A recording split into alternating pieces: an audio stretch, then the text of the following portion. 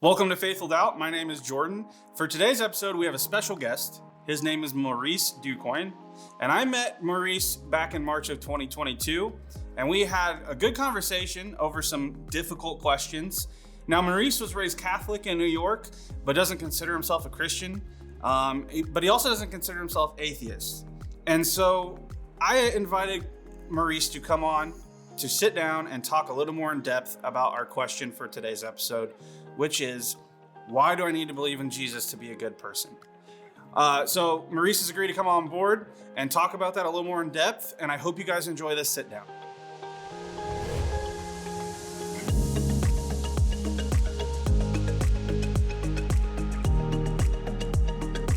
Today, I have a special guest joining us. His name is Maurice Ducoing, and he is someone that I was put in contact with about 6 months ago by a mutual friend that both Maurice and I know. And Maurice has we've been having some conversation since March, not much, but back in March we had a really good conversation. That's kind of the inspiration or the basis behind what I'm trying to do here with Faithful Doubt, and that is bring believers and non-believers, or religious people, non-religious people, however you want to frame that. I'm trying to bring those parties together in a conversation where we can share our beliefs, our opinions in a way where we understand each other, and produce good, healthy conversation in that way. So, Maurice, we had a conversation back in March about the concept of believing in Jesus and why do you need to believe in Jesus to be a good person? So that's kind of the main question we're covering today in our sit down with Maurice. But before we get into that, I want to invite you, Maurice, to share with our audience who you are and where you come from. Well, thank you, Jordan. I appreciate it. I'm very excited to be here. Very excited to be talking with you today. And hopefully this will be as good as a conversation as we've had in the past. So I'm looking Yes. forward to that. Yes. I think just a little bit about my story. I grew up in New York. I grew up Catholic. I grew up very Catholic, Mm. Latin background. So Latin parents, Catholicism, and Christianity as a whole was central. So I went to Mm. basically Catholic school since kindergarten all the way through 12th grade, went to an all boys Catholic high school on Long Island, fairly well known. And so that form of education was always central to Mm. how I approached the world. And I was a very firm believer. Uh, it's more as there are always cracks as time goes on when you're trying to focus very much on um, reason, trying to very Mm. much focus on how do I become more inclusive, particularly when I went and went to university, which was also in upstate New York. I spent a lot of time with people who were not Christian, who were not Mm. Catholic. Mhm. And that sort of exposure, as well as now being in school with them, having to learn with them, having to spend that time with them a little bit more, really opened me up to other ways of thinking about that particular point. And Sure. that's when I think I started really beginning the journey of sort of question here. Okay. Makes sense. So you grew up Catholic. I assume We did. your parents made you go to church all the way through high They school, did. I assume? Definitely through elementary school. I think Okay. it became in high school. Certainly, I would go because we ended up going a lot actually through school. So I Okay. was going a lot through church anyway. So, and Right. that was, I think, a point of very strong belief as well, or at least I was wrestling with a lot of those points, and it became a bigger part of the culture. So I did go quite frequently, both to my parish that was near my house as well as through the high school. And so what that was like a tradition at that point is what I'm hearing. This is what your family's done. And so that's what you're going to do. But if that's a fair characterization, if it's not, please let me know. I don't think it's totally fair, only because of this. I would say that that is a significant portion that continued to push me forward. But I do Uh-huh. think at that point in time, I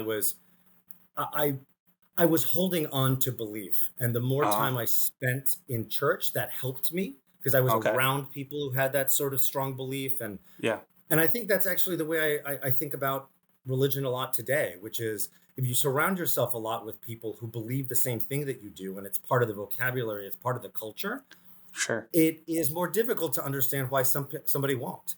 And so when I went to university, when that was not part of the culture, it was a shock. And so Ah, I'd say in high school, still it was still part of me being part of that culture. But once the culture changed, I think I was infused with a different point of view.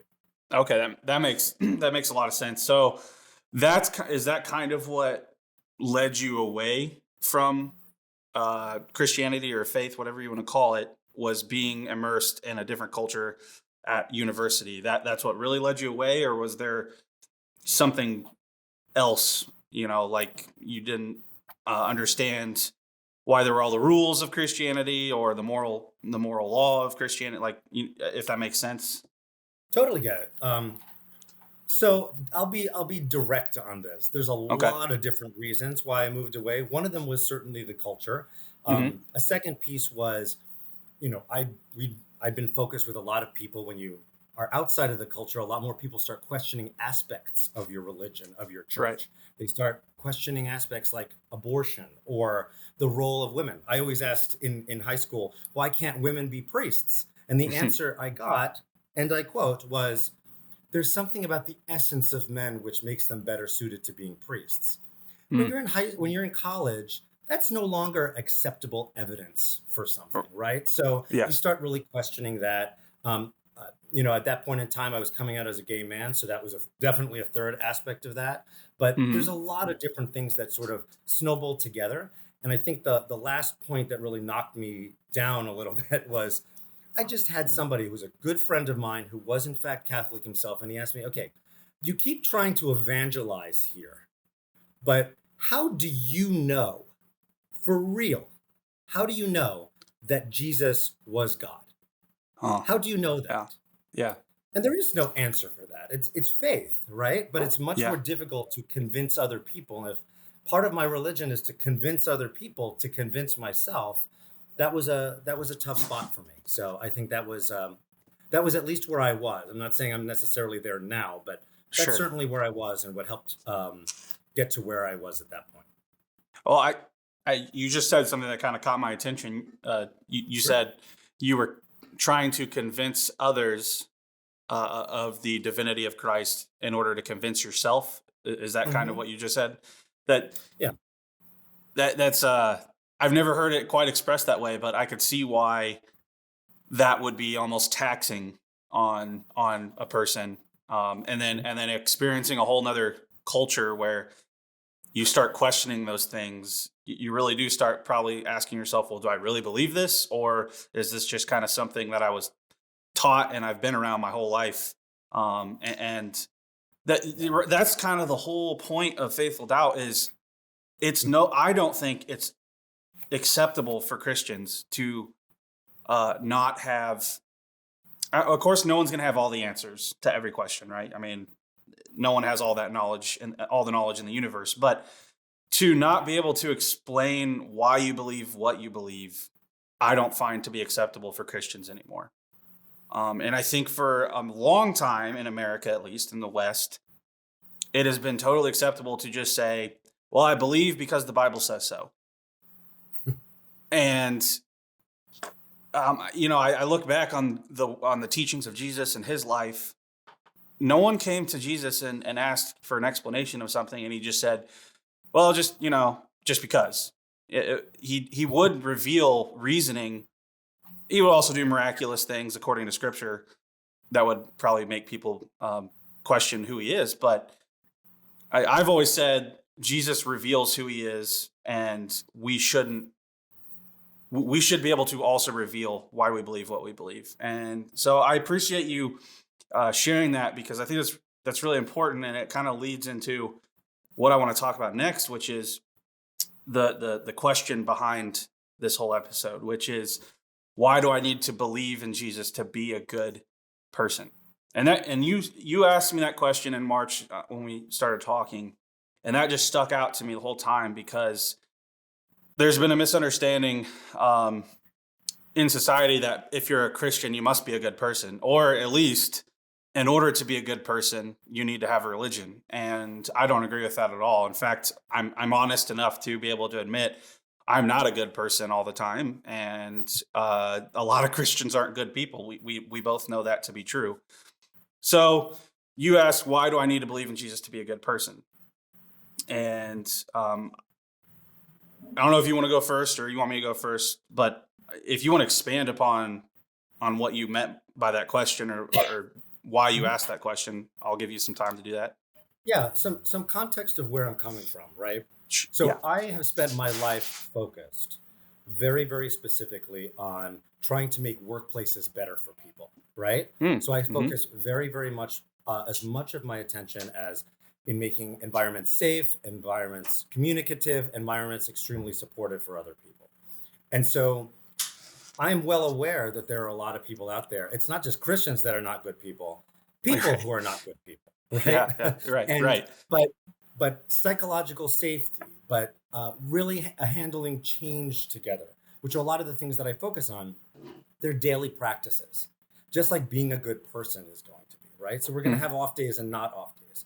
And so, one, I try and focus myself as much of my attention on the right ethical decisions that are made, the right moral decisions. Just like you, Jordan, I mess up on a consistent basis, probably more than you. I'm sure we'll have plenty of time to discuss that at a later time. But right. and a lot of people are like that, right? So Yeah. when I think about being good, I definitely do not associate any of those actions outside the secular inherently, right? Okay. So Right. with Right. the things I do on a daily basis. I also know tons of people who believe in Jesus, but believe him to be a prophet, in Islam and in Judaism, right? As Hmm. a good person, somebody whose teachings are there. Yeah. At the same time, I know a lot of people who are Christian who don't actually follow anything that Jesus actually says in the Bible. They decide to pick and choose different parts of it, right? And Right. so Right. I'm just like, let's take a step back and create a foundation of being good people to one another. And Mm, if we can have guides, then that's great. And Jesus is a fantastic guide who I pay attention to all the time, by the way. I espouse consistently when I think about the good things that we do in our society. The first thing I say is, for those who this is persuasive, Jesus said this. yeah. Jesus only talked about this. Let's focus on this, right? Right. So Right. that's just sort of where I'm coming from. I look at this as I don't think you need to be a good person. I don't think you need to believe in Jesus as God, but Hmm. I do feel that Jesus's teachings are valuable teachings as part of a panoply of philosophies Hmm. and moral imperatives that we should have in our lives and we should follow. That's where I Interesting. am. I Yeah, I don't think you're alone in that at all.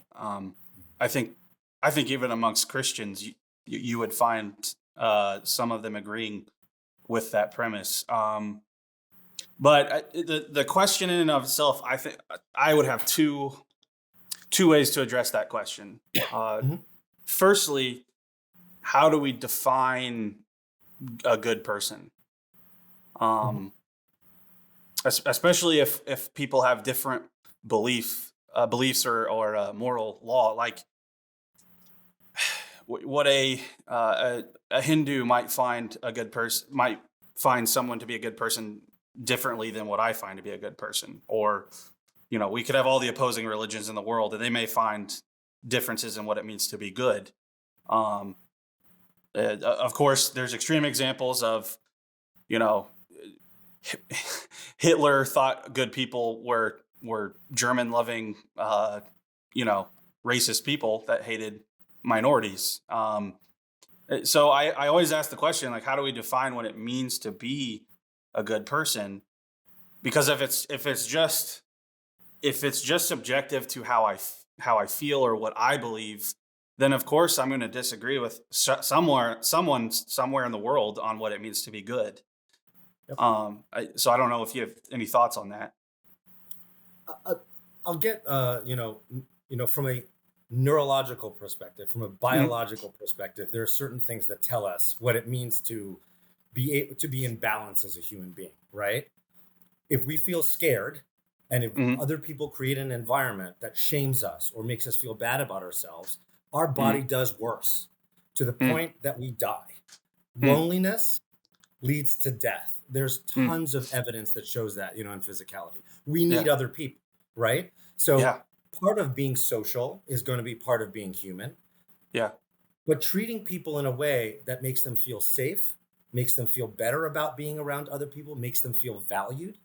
This Mm, is what I think it is to be a good person. Respecting other people, valuing other people, not making them feel less than, and mhm. certainly not making their opinions feel like they don't count by saying, well, I'm glad you have that opinion, but the overarching culture is X, and therefore your opinion, that's a nice thing, but it Yeah. doesn't really fit here. Those are Mm, the types of things that make people feel excluded, make people feel unsafe, which have very harmful biological impacts. So we don't, and interesting. psychological impacts, and all of these things are real. This is really so. I could go into waxing poetic onto what we think in different cultures, right? But Yeah. I think at its very basis, if things make our bodies break down and they make us not want to participate in society and make us not want to produce and make us not feel happy, basic emotions, then I think those things are bad. And those things we should try and do the opposite of those things. And some of the things that I was saying, try and include, et cetera, and so forth.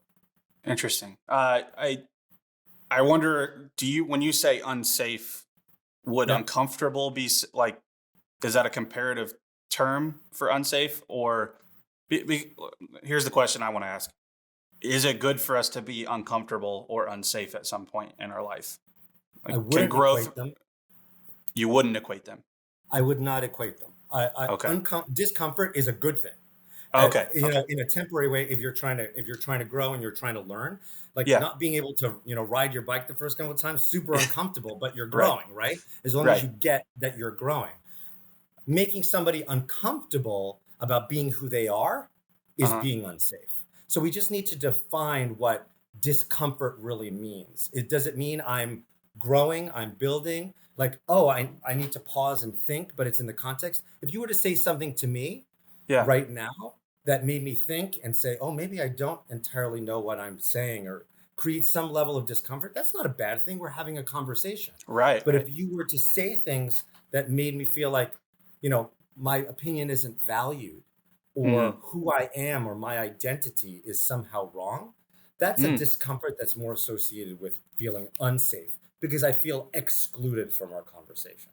Does that make Interesting. sense? That totally makes sense, and I appreciate what you're saying about uh, not make like, being uncomfortable can lead to growth. And in fact, you were pointing out, in order for a conversation to take place and for both you and I to grow in our reasoning and our knowledge and our beliefs, at some point one of us might make each other uncomfortable because we're hearing something for the first time or hearing it in a different way that we've never heard it. And a lot of times that's truth or just the impact of your story is affecting me. So that I love that we can agree on that. And you also pointed out earlier making someone feel valued. And too often Christians fail at this.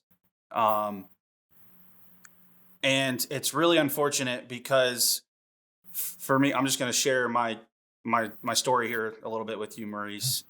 For me, when I was younger, so high school, early college years, I thought I knew what it meant to be a Christian, which was I was kind of self righteous and I was a jerk. And I'm not the first one to be that way, I'm sure, but I thought it was all about the do's and don'ts of the Ten Commandments, whatever you want to go to. And as I got older, I finally realized what being a Christian meant because I understood the gospel, which is this: I am, even when I try to be a good person, I am a bad person.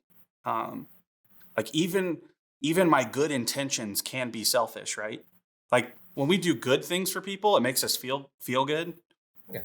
and even in that, sometimes we can be bad. If that makes, I don't know if that makes Yeah. sense to you. Okay. Enlightened self-interest, right? Yeah. Yes. Like Nothing is ever 100% for another person, even when Right. it's a second, because it makes us think that we're doing a good thing, and that makes us feel better. And yeah, I get it, R- and I've been there before many times. Sometimes it's more than 50% makes us feel good versus why we're doing it. Who knows?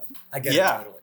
Yeah. So when I find when the penny dropped that, you know, even if I do all the right things according to the Bible, I'm still not a good person, and I'll still never achieve the standard that God has set for all of us in the Bible. And of course, you were raised in the church, so you know at least part of what that standard is, and that is, we have to be perfect in every aspect of the law of Scripture in order to be considered righteous. And uh, the Old Testament says, "Our my righteousness is as filthy rags," or you know, Jesus points out that if you've even lusted in your heart, you've committed adultery.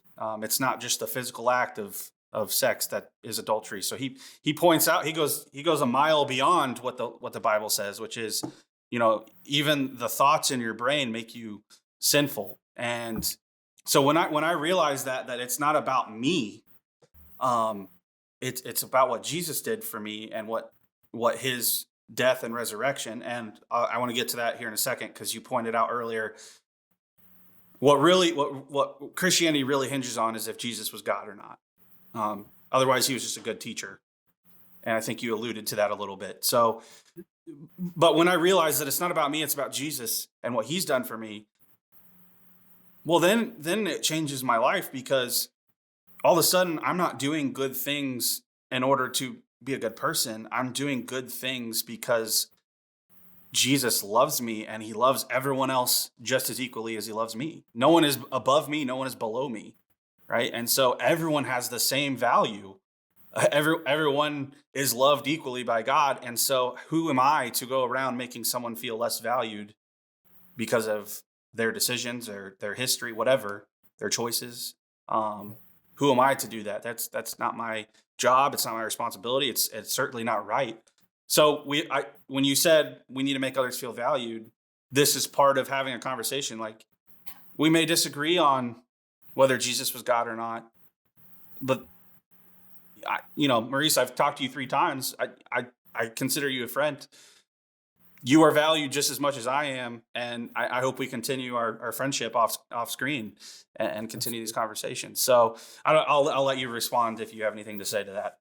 Yeah, no, I love everything you're saying, Jordan. And I mean, I think one of the pieces that you were saying is the point of making everyone realize that they're sinful for everything that they do is to Yeah. make us humble. Who are the Yes. people that Jesus constantly attacked? The experts. Yes. Anybody who Exactly. knew too much. Like you can take that someplace else is really his message to a lot of those folks. Um, Absolutely. I think when I also talk about making other people feel valued, I think it's important in order to make people really feel valued. You need to value them for what makes them unique, not Hmm. just for what makes them the same, right? Hmm. So a lot of people celebrate different holidays. A lot of people have different religions. A lot of people have different perspectives, and it's not just letting them speak, but hearing them. It's not just saying, "Yes, I'm glad you're celebrating your holiday." It's saying, tell me about your holiday. I'd like Mm. to learn a little bit about it. Doesn't mean I'm going to celebrate it, but I'd Right. like to learn a little bit more about that. So I think we have a lot of work to do. Again, this is a practice on a day by day basis of just making other people really feel included as Hmm. opposed to tolerated, which is, I think, what a lot of us do inadvertently. I don't think Yeah. on purpose. I think a lot more people do good and they're just more silent about it because the people who do bad are a lot more vocal about it, more Yeah. obvious about it, or whatever it happens to be. But I think that's sort of where I land and where I think about it when we think about uniqueness and or we think about being valued. It's also about what makes people different. Yeah. Absolutely. Um, yeah. That's to keep talking about that tolerance that you were just saying, and I'm going to share my concern, and I hope you'll tell me how you feel about that. I've noticed in culture, we've gone from being we need to be tolerant of people to, I feel like we're getting to, we need to celebrate other Yeah, beliefs even if we don't hold them. And I absolutely. don't I don't know if I agree with that. Certainly, we all have the right to celebrate our own beliefs and believe what we want to. I agree with that. And no Mhm. one should be discriminated against for that. And I guess tolerance almost has a negative connotation to it now. Like it's not enough. And I think the definition of tolerance is I have a certain set of beliefs, someone has a different set of beliefs. It's not that just like, oh, you can believe what you want, but like we can come together and talk about those beliefs. And even if we disagree afterwards, we can still walk away, love one another, be nice to each other, and then come back at some point and continue that relationship. Like that's how I view tolerance. I don't know if you view it that way Yeah, or not. I don't view that way at all. I Okay.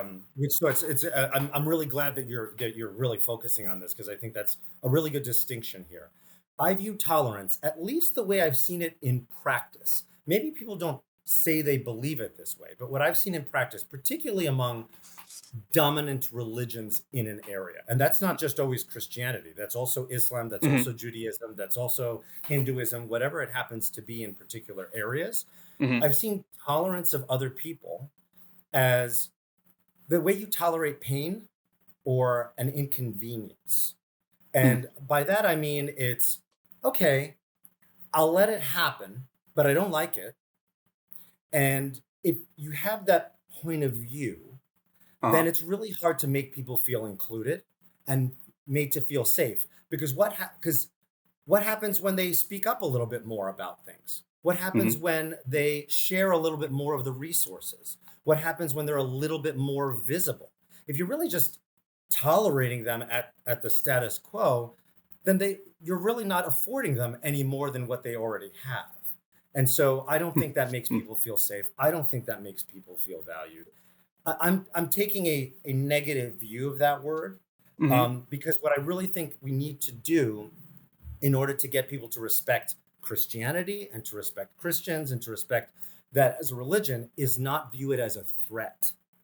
And I think that's the problem that we have these days is that if Christians really do believe that we are all, children of God and believe certain things, Hmm. then we should focus on the positive things, not what makes us different. And I think unfortunately, if we tolerate other people, we focus too much on what makes us different, and we don't truly embrace other people and accept that they're going to be different, and that's beautiful too. Interesting. No, yeah, I appreciate what you're saying very much because,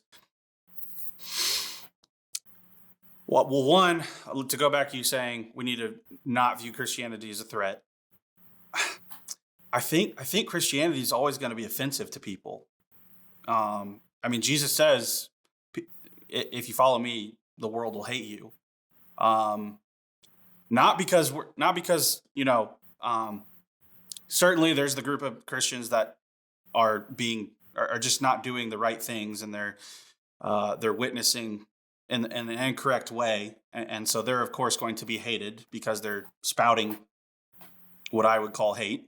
Um, but then there's just, I mean, Jesus's message is kind of offensive to anyone that's religious or non-religious, because what he's saying is it doesn't matter if you're a good or a bad person. None of you meet the standard of my Father, and you're all in need of someone greater than yourselves. Like there's nothing inside of me that I can find that will save me. There's nothing outside of me other than Christ that I can find that will save me. So I just always think there's going to be an offensive aspect of Christianity. I don't know if that means it's a threat. Perhaps it does. And as far as making people feel included, I always say this about Christianity: I find it to be the most inclusive religion in the world. It does make an exclusive claim in that Jesus is the only way and the Son of God, right? Like that's exclusive, but he's he's available to everyone. Um, Mhm. every other major religion that I'm aware of doesn't make that claim necessarily. Um, certainly, Islam I don't think is for everyone. Judaism certainly isn't for everyone. Uh, and as you pointed out earlier, Jesus comes and he tells the experts, you know, he, you have no clue what you're talking about, and yet you are the ones who say you know me the best or know my Father the best. And so I agree that we need to be tolerant and make people feel valued. I totally agree with you on that. I just don't know that Christianity will never be considered a threat if it's understood in its purest form of what Jesus is saying, if that makes sense to you. See, that's where I think we need to go back to what we were saying before, which is Hmm. what are the tenets of being a good person, right? Hmm. Where we help one another. It's not about you needing to believe in Jesus or not necessarily. Being a good person is about treating people a certain way. It's about coexisting in a certain way. Hmm. I don't think that the majority of people would be offended by that. But there would definitely be some people who want an unfair share of their resources, who are extremely avaricious, whatever else, that are going to be threatened by that and are not going to want that. I just look at this whole conversation more as when we feel like we can't accept other people for believing what they believe, Hmm. how far is it before we stop letting them believe what they believe? And I think That's a that there scary is a question. paper thin wall. And that's Yeah. the question. Yeah. That's what I mean by threat. But if Yeah. we position ourselves in saying, I don't tolerate you, I'm going to celebrate you, you will know they are Christians by their love, not by their evangelism, right? Hmm. You will know them. The way they evangelize is by living their lives and being a model for other people. I believe very strongly in that and about being either a good person or a good Christian. In that way, I think they can be completely intertwined. But if we just tolerate other people, I think there is Hmm. a thin veil before we start saying, okay, well, I tolerated you long enough, but now you're taking an unfair share of my resources. Now there's too many of you here, or whatever else. Yeah. That's what I mean more about this. I do understand that Jesus went at a time where it was very offensive, but that's Yeah. also when most of the world didn't believe that way. There are how many Sure. Christians in the world now that dominate much of our culture? I don't I don't think the reason that Christianity would be offensive now is because they espouse things like treating other people well and letting them be valued. I think they do it Hmm. because they say they don't really want me to believe what I believe. Hmm. I Yeah, I understand. I hear what you're saying. I just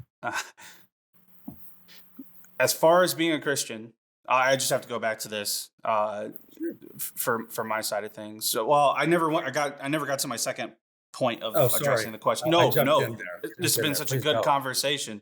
I'm glad we continued it. But if I could rephrase that question, Yeah.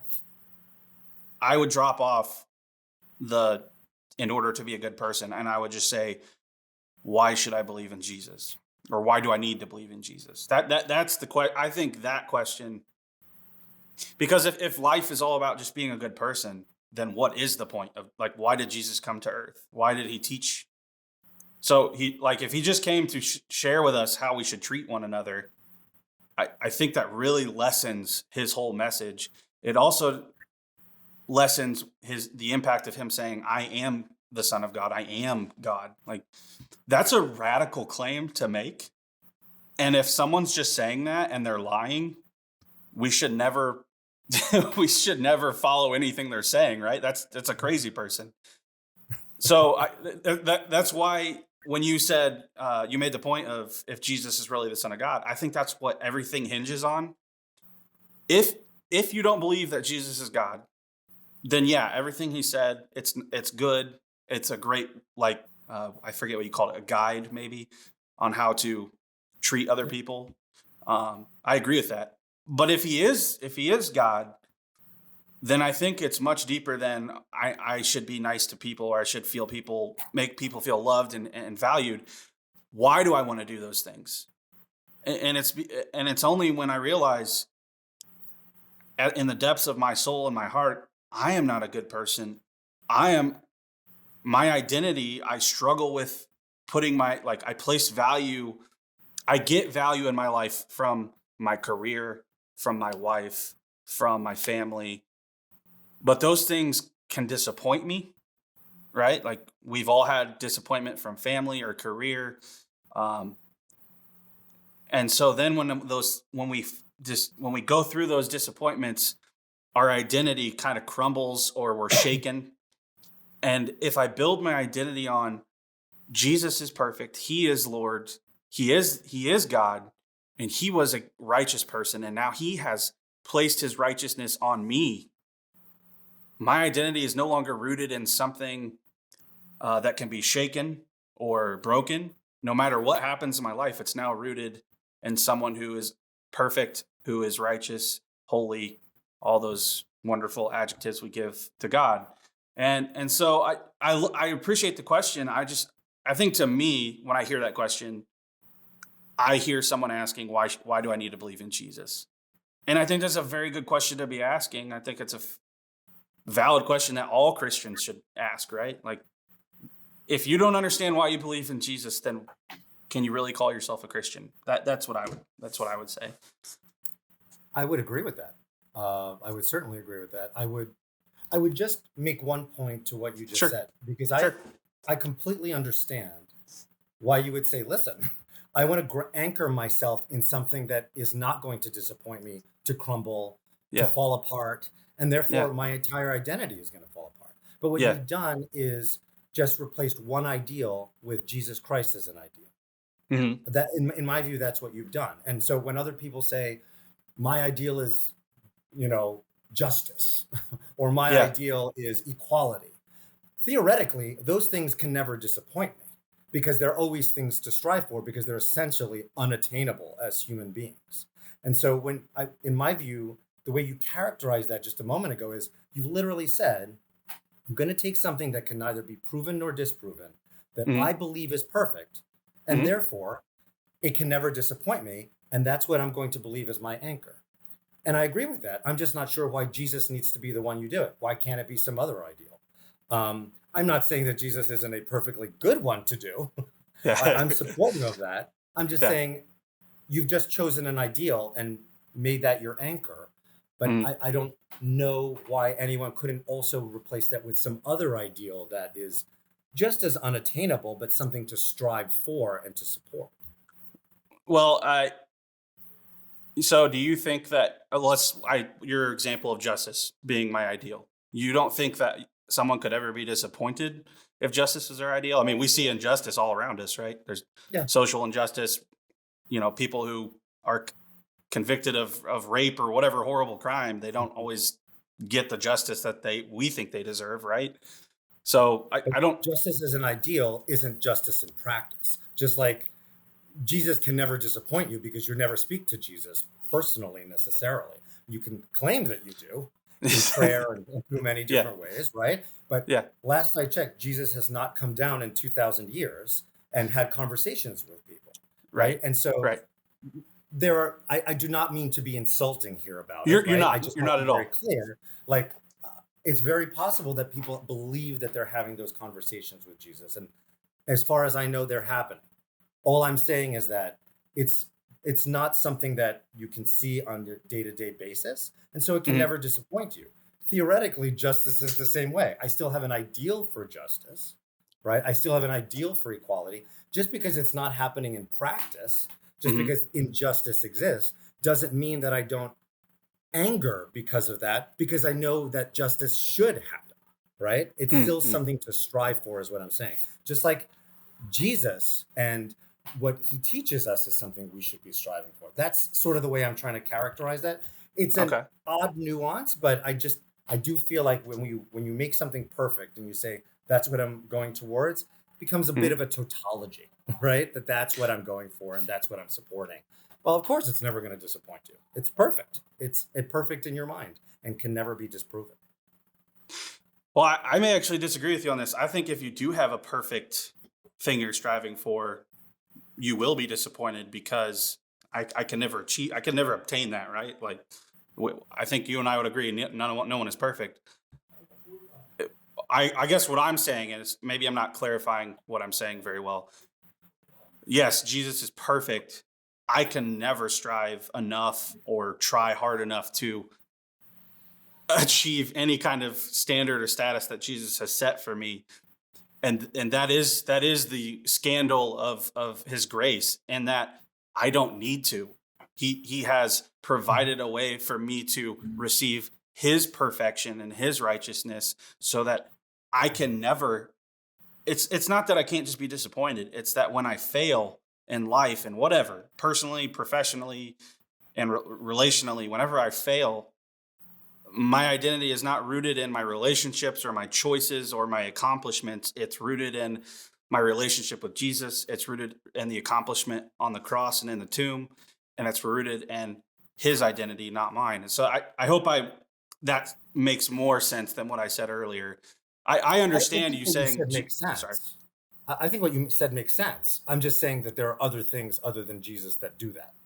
That's all I was saying, right? And so, but to the point, it doesn't mean that that's not a perfectly good standard and ideal and thing to aspire to and Mm, want. That's all I'm saying. And I think we have to bring this back to the point of the question, right?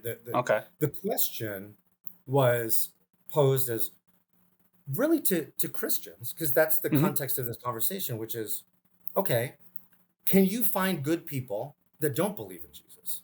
Can Absolutely. you see them? Can you see them? Yeah. Can you value them? And if you can do that, can we coexist, right? Like, Hmm. is this a situation in which we can truly value one another, value what we contribute? I'm not an atheist. Mm, I don't know if there is or if there is not, right? So I'm not coming at you by saying I know definitively there is no God. How would I yeah. know that? Yeah. Right? Yeah. That I have no requires faith evidence of too. that.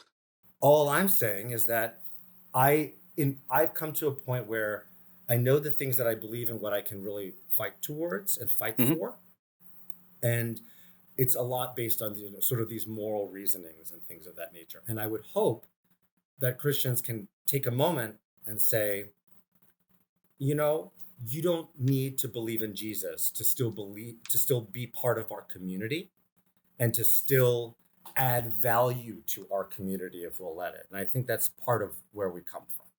Yeah. And I don't speak for I'm everyone by any means. I'm glad you brought it back to the original question because I'll kind of start wrapping up here, but I'm going to end by saying this. As a Christian, I want to take what you said and take it even further, which is, can we find good people outside of Christianity? And do we make them feel like they bring value or feel included in our community?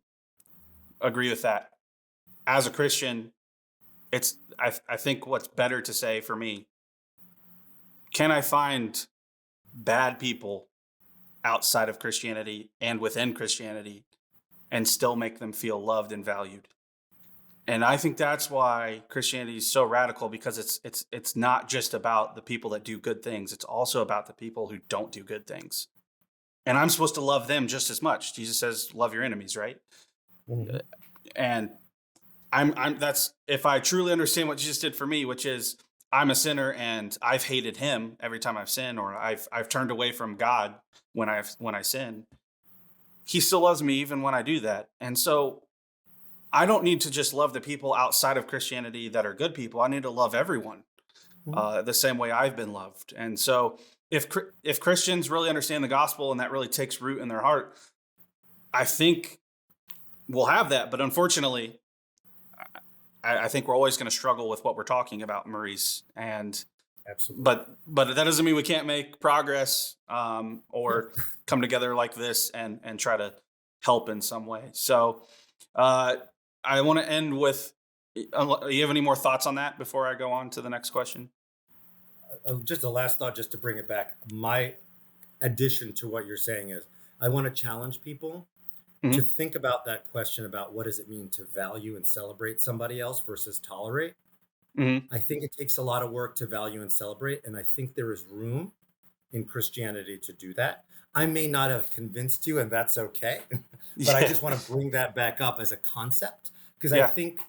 I think at the point that we value and other people and celebrate other people is a point that we can say, I disagree with you, Hmm. but I'm not going to work against you having what you have, growing and that philosophy, having my children exposed to it and other people exposed to it. Because when you keep families away, when you do those sorts of things because you don't want them exposed to that way of teaching and thinking, you don't value or celebrate those things, even if you think you do.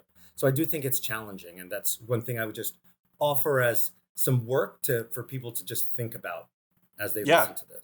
Thank you for the challenge. I appreciate the question very much. And the final question I have for you is, and maybe you've already kind of answered this, so if you have, we can just move on. But what are some of the biggest problems that you see with Christianity today?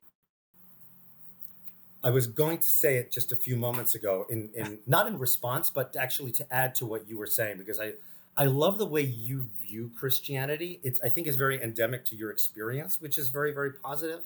But Thank you. Christianity is a beautiful philosophy. And I mean philosophy in terms religion, experience, faith, whatever is the term. I'll use philosophy here because it is a belief structure. I think it is Mm, absolutely beautiful. I think it is abused consistently. When people mm, don't listen to the teachings, they cherry pick what is convenient for them. yeah. They become experts and they look at other people and they say, I'm going to judge you. I'm going to sit on my high horse and apply my viewpoints to you in a Mm, way that has very material implications in our society today. And so I think the problem with religion has less to do with the foundations of the philosophy, of the belief structure, of what Christians really believe. Because if you just go by what Jesus said, I'm yeah. there, Yeah. right? Yeah. Like I'm there 100%. Help the poor. Don't try and accumulate tons of wealth and exploit other people. I mean, why are we not there for that, right? Mm, It's when we deviate from that. We try and make it about justifying our views and yeah. also excluding others. That's where I feel like we get into a danger zone. And that's what I meant previously by a threat. Not that Okay. Christians, by living their lives, are a threat. It's when they stop letting others live their lives. And I think that's been a big problem in our current society. Yeah. Okay. Interesting. I appreciate that perspective, and thank you for the compliment on how you said it. You appreciate my view of Christianity. I agree that too often we cherry pick as uh, believers in Christ, and to that I would add, and I would actually argue, not with you, but I would contend that people that cherry pick out of Scripture and what Jesus says are missing the point. And that is, if you really want to believe everything Jesus said, then you must believe he of course is a teacher, a good teacher. He is that, but he's so much more than that. He is the king of my life. He is the Lord of my life. And so I should submit my entire life to his teachings, to his will, and not mine. And I think if Christians do, when they do that, you have that view of other people, whether they're good, bad, whatever you want to categorize them as, um, Republican, Democrat, conservative, liberal, however we want to divide people in culture. It doesn't matter, because what ultimately matters, and I'm not saying that their uniqueness doesn't matter. I'm saying what matters is they are just as loved by God as I am. And so why shouldn't I love them as I am loved? And I think you're picking up on, not all Christians have that view or that belief or understand that fully, right? And of course, you also pointed out, why aren't we there as far as helping the poor, not extorting, things like that. And I think we'll never be there because none of us are perfect. Sin is in the world, but we can certainly strive for that. And I appreciate you coming on and saying what you've said, and the questions you provided. They are challenging. Don't get me wrong. I have been challenged. I hope I provided some challenge for you as well. Absolutely. Um, Thank you. and I look forward to continuing our conversation, maybe having you on again. That'd be a lot of I'd fun. love to. I appreciate it. I'm honored to be Yeah. on, Jordan. I really appreciate you having me on here today. Thanks for watching this sit down with Maurice. I hope you enjoyed that conversation. I know I did. And I hope the takeaway that everyone has from this is, despite our disagreements, Maurice and I were still able to come to the table, share our beliefs with one another, and walk away loving one another and being friends, and challenging one another. And I really hope that Maurice and everyone else watching this or listening understands the gospel in a new way, that Jesus was revealed in a new way that you may never have heard before. That is truly my hope and prayer. And so I just want to say thank you, Maurice, for coming on to the sit down, sharing your time, your thoughts and opinions on everything. We really appreciate you giving us your time. If you would like to have a sit down virtually with me, just like Maurice did, you can go ahead and send that request to our Faithful Doubt email, and we'll go ahead and respond to that. Otherwise, as always, please like, follow, and subscribe to all of our Faithful Doubt platforms, and I'll see you guys next time. Boom.